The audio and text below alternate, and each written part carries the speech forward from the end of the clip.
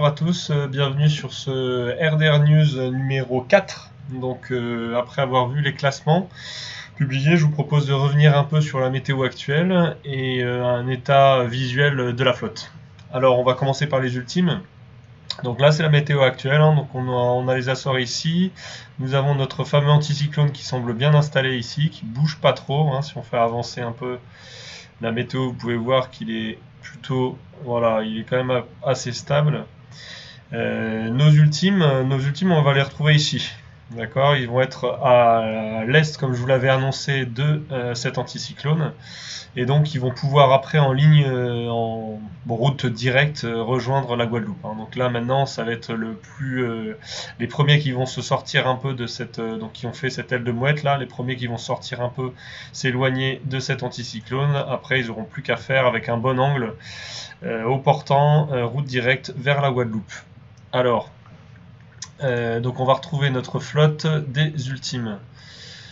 Alors vous voyez, donc ça reste, à part Popo 2970 qui est quand même très très nord, on va retrouver, voilà, on va retrouver ici notre podium, donc qui n'a pas bougé depuis hier, hein, depuis le dernier classement du bulletin numéro 3. Donc là, nous retrouvons Vecna 17 en tête.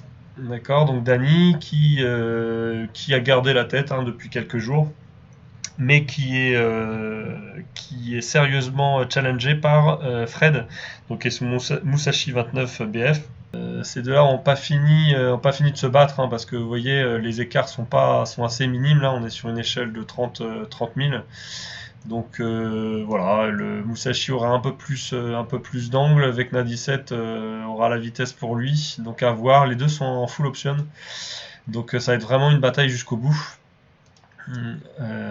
Donc si on regarde le classement, donc vous voyez, hein, il a juste 10 000 de retard, Fred. Donc là, ça va être vraiment, ça reste assez serré et ça promet un finish assez intense. Ensuite, derrière, on a notre troisième, VPTech 29, qui est un peu en retrait, mais vous voyez quand même qu'il ne lâche pas l'affaire et qui a pris une sérieuse option pour le podium par rapport à ses poursuivants. On a Piratas qui va peut-être essayer d'enrouler par le nord. VPTech 29, Matisse BZH 29 entre deux.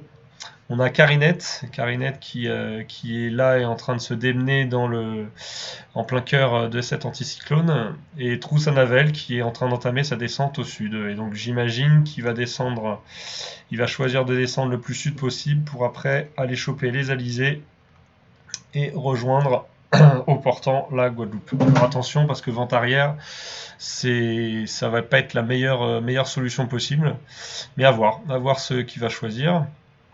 Et donc là, si on se décale un peu plus à l'est, donc à l'est, on a Guillaume B22, d'accord, Bruber 56, Rialex, donc ça c'est des habitués qu'on connaissait sur le dernier Vendée Globe. Voilà, Stefano Del Barco, Tétanisor, donc tout ce beau monde, plus à l'est, va, je pense, choper donc une route sud pour après ensuite enrouler avec les alizés. Là, on a Kayak qui est un peu est et qui va tenter de refaire son retard. On rappelle, hein, la route orthodromique est là. Donc tous ces gens-là, si vous vous projetez sur le globe, hein, c'est une distance non négligeable à parcourir, hein, d'accord. Donc voilà, mais en tout cas, ça fait une belle flotte, assez regroupée au final, hein, vu les options qui étaient au départ, les options météo. Au final, voilà, vous voyez qu'en ultime, il y a peu quand même de latitude. Et nous avons donc notre groupe de tête qui vont être ici. L'Est, ceux qui ont tenté de prendre leur distance avec l'anticyclone, qui n'ont pas dit leur dernier mot et qui vont essayer de les rattraper par l'Est. Donc pour tout ce beau monde, pour les ultimes, hein, au niveau météo, ça va être assez simple, hein, vous voyez. Ici, donc là nous sommes au mardi, on va avancer un peu au jeudi. Vous voyez, peu de changements, hein. Voilà, peu de changements, ils seront déjà passés, hein, donc après ça va être de la route directe, hein, donc je pense que ça va être tracé au plus vite. Bon, faut quand même pas traîner pour ceux qui sont derrière, mais vous voyez l'anticyclone monte quand même assez nord au niveau des Açores, et donc en fait même les derniers de la flotte ultime vont se retrouver ici, quoi. Donc ils auront après, ils auront plus de problèmes, plus de nœuds au cerveau. Il faudra qu'ils trouvent juste le bon cap. On va aller voir nos IMOCA. Alors, contrairement aux ultimes, comme vous pouvez voir, notre flotte IMOCA est très très très étalée, hein. Donc on a vraiment, vous voyez, on a vraiment là jusqu'à, ouais, on a plus de 900 000 de distance, hein, étalée. Donc on va essayer de voir les différents groupes. Alors on a deux options très tranchées, hein. Ici on avait le groupe Nord, d'accord, qui avait pris très nord au départ et qui essaye de conserver ou du moins ne pas perdre leur avantage en descendant sud. Donc ils vont attendre un peu, vous voyez, temporise pour ensuite après descendre en route carrément sud pour aller jusqu'en Guadeloupe. Rien n'est joué encore et on avait notre équipe qui sont descendus très est. Donc comme Elsa Louise Lily, Jiboubou, le J'adore aussi, Benjir, donc tous ces gens-là qui ont finalement en fait suivi le schéma des réels. Donc ce qui était pas bête puisque vous les voyez, hein, c'est les plus sud. Donc au niveau du classement, on va retrouver tout ce beau monde en tête, hein. On a Max Fra 85, Tofinou 22 et Brésil Croisière qui ont longtemps fait course en tête. Mais comme je vous l'avais dit, plus vous vous écartez de la route orthodromique, plus vous faites de la distance. Et donc là, c'est là où le classement est en train de s'inverser, notamment au profit de... alors on va la retrouver là, voilà, au profit de Fra 1811, hein, qui est le leader actuel, qui lui a opté pour une route intermédiaire, d'accord, qui était parti plutôt nord et qui est en train de prendre le lead clairement par rapport aux sudistes et par rapport aux nordistes. Donc voilà, typiquement au classement, on retrouve ce que je vous disais, donc Thierry et son Fra 1811, suivi de Brésil Croisière et du Nolox. Et ensuite, vous avez le gros groupe, hein, des sudistes, Max Fra 85 qu'on retrouve ici. Et ensuite, on va plutôt monter au nord. Alors, je vous cache pas qu'il est difficile aujourd'hui là de faire un classement, ou du moins de faire des projections sur le classement à l'arrivée. D'accord. Le classement provisoire, il est clair que Fra 1811 qui est ici, Nolox qui est ici, prennent vraiment des sérieuses options pour un podium. Pour un podium, pourquoi? Parce ils sont plus proches de leur taux, donc en distance, ils sont pas mal. En termes de vent, ils ont ce qu'il faut. À se méfier, attention ici, à ce passage-là. Et ils vont progressivement, ils vont difficilement se faire rattraper par les sudistes, hein, qui ont maintenant beaucoup de distance à faire, parce qu'ils sont très est, hein, quand même, on rappelle.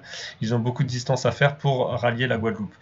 Donc, pour l'instant, même s'il est difficile encore une fois de faire des pronostics, les favoris du moment sont ce groupe-là, hein. Donc Thierry et son Fra 1811. On a le Nolox, le Pop 56, qui sont quand même idéalement situés. Ensuite, en haut, on a les sudistes, les nordistes, pardon, qui ne lâchent pas, hein, donc Anaïs, Zermé, Alpha Polaris, qui ont eux décidé, de toute façon, ils n'avaient plus trop le choix de finir jusqu'au bout leur option nord-ouest et qui vont entamer leur descente. Alors Alpha Polaris a commencé sa descente, il ne devrait plus bouger, plus aller à l'ouest. Jusqu'à la fin, tout comme nos deux bateaux là ici qui vont cette nuit, je pense, virer.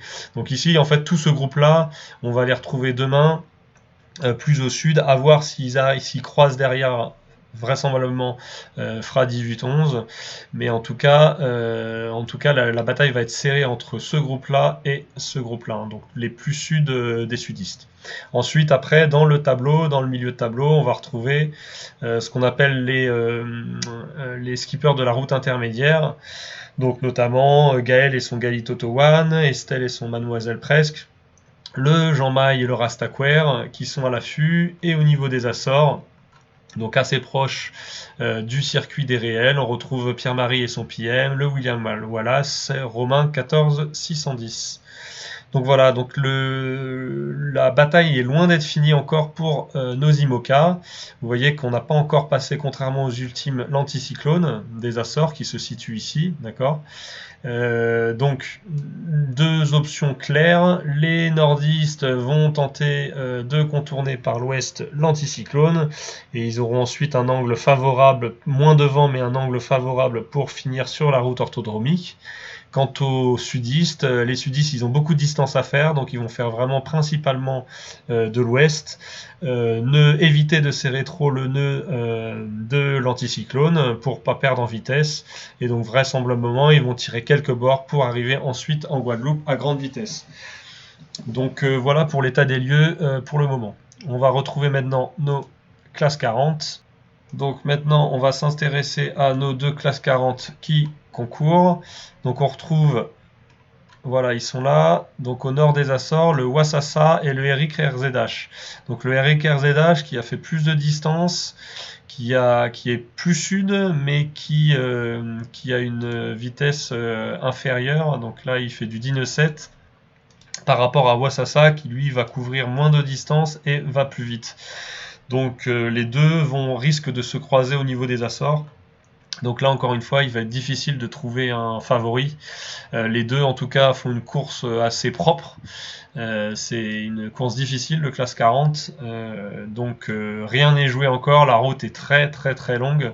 Mais voilà nos deux qui ne lâchent rien et qui sont toujours pas si loin l'un de l'autre, hein, moins de 100 000 des deux.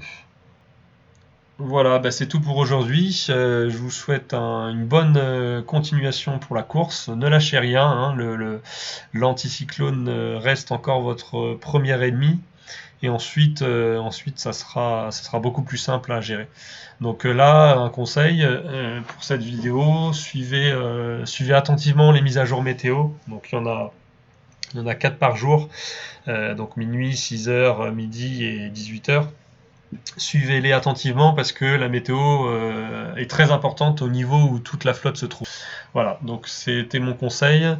Bonne route à tous et à très vite.